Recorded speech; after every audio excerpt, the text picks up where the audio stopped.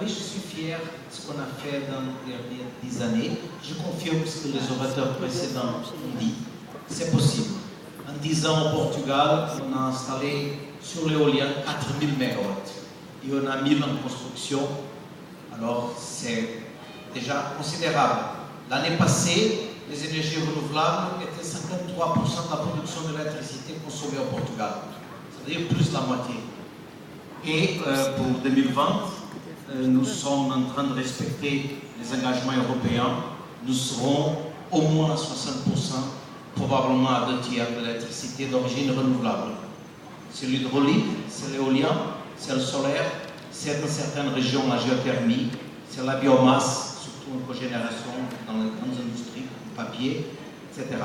Et en parallèle avec ça, comme ça a été programmé dans le cadre d'un régime très concret où il y avait pendant 15 ans un feed-in tariff, c'est-à-dire un tarif d'achat et une priorité, comme d'abord les directives européennes d'accès au réseau.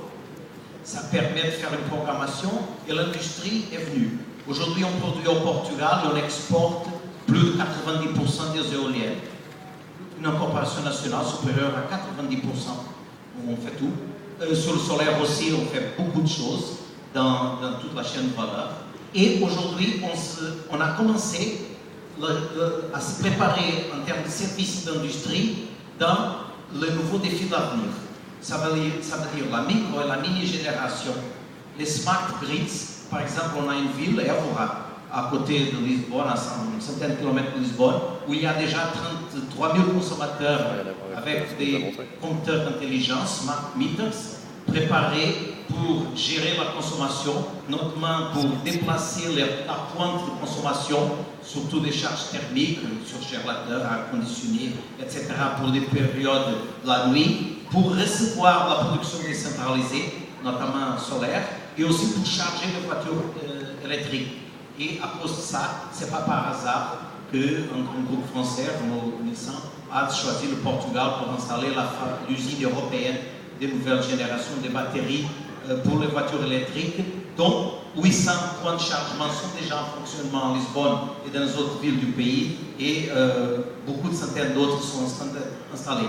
Alors c'est un changement de paradigme, et tout ça c'est possible aussi avec le software qui ont donné lieu à beaucoup de doctorats et d'entreprises de start-up qui font que moi, de mon téléphone portable, je puisse voir la prévision de production de chaque éolienne avec 36 heures d'avance, 48 et 24 heures d'avance, que le réseau peut voir l'intégration de toutes ces sources dites intermittentes mais gérables et de connecter. Et on n'a jamais eu un blackout, on n'a jamais eu un problème.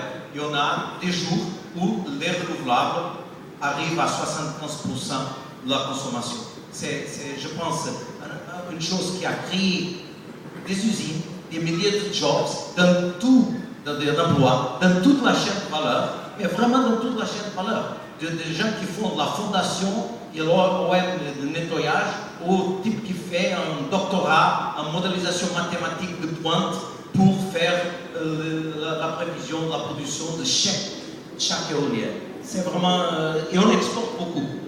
L'année passée, on a exporté seulement dans l'éolien plus de 100 millions d'euros de turbines et évité plus d'une centaine de millions d'euros d'importation de gaz. Et je peux dire aussi, avec beaucoup de joie, parce que dans une autre incarnation, j'étais négociateur de Kyoto pour le Parlement européen, que dans le secteur électrique, qui est plus d'un quart des émissions de CO2 du Portugal, depuis 2007 jusqu'à aujourd'hui, ça veut dire en 3 ans et demi, on a diminué de 26% les émissions totales de CO2 associées à la production d'électricité. C'est responsable en soi-même pour plus d'un quart des émissions totales du pays.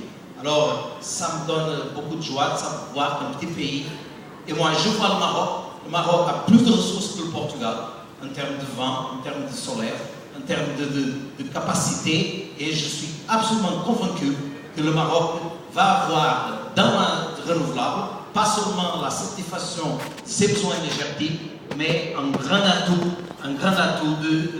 économique et de création de beaucoup d'emplois et beaucoup de